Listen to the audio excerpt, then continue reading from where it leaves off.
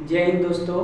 हम पर पीछे के वीडियो में पढ़ चुके हैं कि प्रकाश किसे कहते हैं और प्रकाश का क्या काम है क्या नहीं, इसे हम पढ़ चुके हैं। आज के वीडियो में हम पढ़ेंगे प्रकाश के परिवर्तन, रिफ्लेक्शन ऑफ लाइट, इसके बारे में पढ़ेंगे। आइए हम देखते हैं कहना क्या चाहता है। देखिए, प्रकाश का परिवर्तन इंग्लिश होता है रिफ्लेक्शन ऑफ लाइट। प्रकाश का किसी चिकनी सतह से टकराकर वापस उसी माध्यम में लौट जाने परिवर्तन कहलाता है। देखो कह रहा है कि देखिए, प्रकाश जिस माध्यम से आ रही है उसी माध्यम में अगर टकरा कर वापस लौट जाए, किसी चमकीली सतह से टकरा कर वापस लौट जाए, इस घटना को हम प्रकाश के परिवर्तन कहते हैं। देखिए, जैसे कि हम लोग देखे, आप लोग खेले होंगे गेम, बॉल खेलते होंगे, दीवार में जब बॉल मारते हैं तो टकरा कर उसी माध्यम में लौट जाता है, जिधर से मारिएगा उसी माध्यम में लौट जाता है। तो देखिए, तो वो तो गेंद लौटा ना, उसी तरह प्रकाश भी किसी वस्तु से टकराता है, जिस माध्यम जिधर से आप मतलब प्रकाश जा रहे हैं उसी डायरेक्शन में लौट जाता है। तो इस घटना का कुछ ना कुछ नाम देंगे ना। इस घटना का हम लोग नाम दिए प्रकाश का परिवर्तन। क्या नाम दिए? प्रकाश का परिवर्तन। जब प्रकाश परिवर्तन टकरा कर आ रहा था तो इस घटना का नाम दिए प्रकाश का परिवर्तन।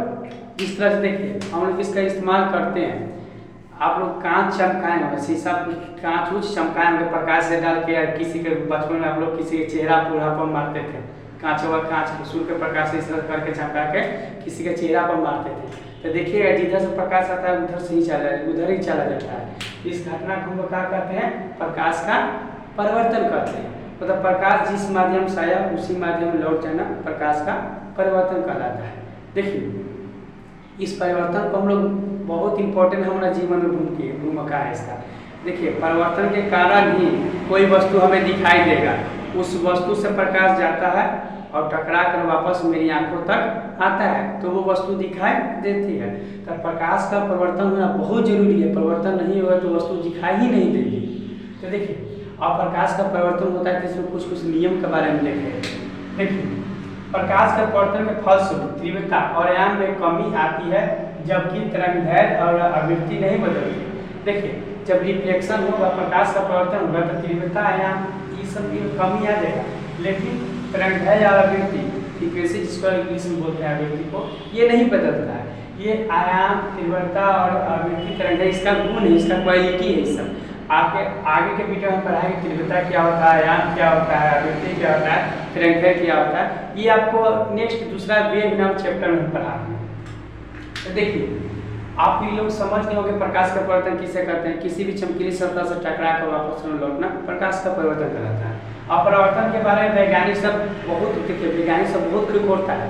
तो खिखोरा था, देखा कि प्रकाश में दो चीज पाया जाता है, जिसको हम प्रकाश के परिवर्तन के नियम कहते हैं। तो कोई पूछेगा प्रकाश के परिवर्तन के कितने नियम, आपको बोलना है प्रकाश के परिवर्तन के दो नियम। पहला नियम कहता है कि आपतन कोण परिवर्तन कोण के बराबर होता है।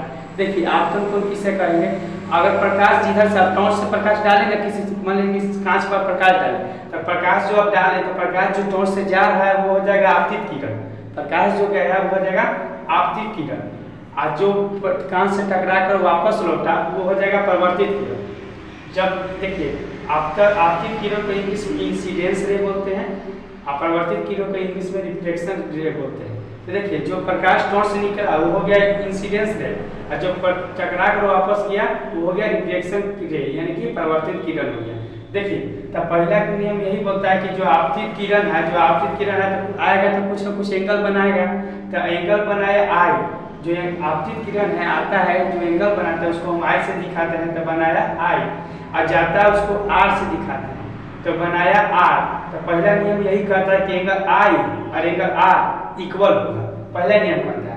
दूसरा नियम कहता है कि आपतित किरण और परावर्तित किरण और डाला गया अभिलंब तीनों एक के बिंदु पर होगा। देखिए, तो तीनों का पॉइंट एक है ना, एक मुँह एक है ना, एक वो मुँह से नहीं, सब देखो सब आके एक मुँह पर मिला है ना। तो दूसरा नियम यही कहता है कि आपतित किरण, परावर्तित किरण, डाला गया अभिलंब तीनों एक के बिंदु पर होते हैं। देखिए, अभिलंब को इंग्लिश में नॉर्मल बोलते हैं। नॉर्मल का कुछ काम नहीं है। नॉर्मल को केवल इसलिए डाला जाता है नहीं, ये काल्पनिक रेखा डाल दिया जाता है ताकि आपतित किरण और परावर्तित किरण के बीच का एंगल हम जान सकते हैं, बढ़िया से मेजरमेंट कर सकें, इसलिए अभिलंब डाला गया। अभिलंब का कोई भूमिका ज़्यादा नहीं है, केवल एंगल मेजरमेंट करने में दिक्कत न हो, इसीलिए डाला गया है। देखिए, पहला कहा कि आपतन कोण परिवर्तन कोण के बराबर होते हैं। देखिए, बराबर कर दिए। दूसरा नियम क्या कहता है, आपतित किरण, परिवर्तित किरण तथा आपतन बिंदु पर डाला गया अभिलंब तीनों एक ही पॉइंट पर होंगे, एक ही पॉइंट। ये हो गया प्रकाश का परिवर्तन के नियम। अब इससे हम न्यूमेरिकल एक देखते हैं। मान लीजिए आपको न्यूमेरिकल कह दिया कि आपतित किरण 45 डिग्री है, तो बताइए परिवर्तित किरण कितना होगा। तो देखिए आपतित किरण 45 डिग्री, तो परिवर्तित किरण भी 45 डिग्री होगा। पता है क्यों? क्योंकि हम जानते हैं कि आपतित किरण और परिवर्तित किरण दोनों बराबर होता है, मतलब एंगल आई एंगल आर दोनों इक्वल होगा। जितना डिग्री पर आएगा प्रकाश उतना ही डिग्री पर लौटेगी। तो यानी कि तुमको कोई न्यूमेरिकल देगी आपतित किरण 45 डिग्री है तो परिवर्तित किरण कितनी डिग्री होगा, 45 डिग्री होगा। आपतित किरण मान लो कि 30 डिग्री होगा तो परिवर्तित किरण भी 30 डिग्री होगा। क्योंकि हम जान चुके हैं, वैज्ञानिक सब सिद्ध कर चुका है कि आपतित किरण परिवर्तित किरण के आपतन कोण परिवर्तन कोण के बराबर होते हैं। यह वैज्ञानिक सब सिद्ध कर चुका है। अब देखिए, लेकिन एक बात यहाँ पर फंस जाती है। अगर न्यूमेरिकल दे दे कि एक किरण तल के साथ, तल मतलब प्लेन, तल के साथ 35 डिग्री का कोण बनाती है तो परिवर्तन के साथ कितने डिग्री के कोण बनाएगी। देखिए अगर तल के बात कहे ना, तल के एंगल, तल के साथ के एंगल दे लेना, मतलब प्लेन के साथ के एंगल दे लेना है, तो आप 90 में से घटा दीजिएगा। क्योंकि देखिए 90 में से क्यों घटाएंगे, क्योंकि ये देखिए ये अभिलंब पूरा सीधे आगे लाइन पे छू रहा है, तो कोई भी लाइन को सीधे टच करेगा तो 90 डिग्री का कोण बनाता है।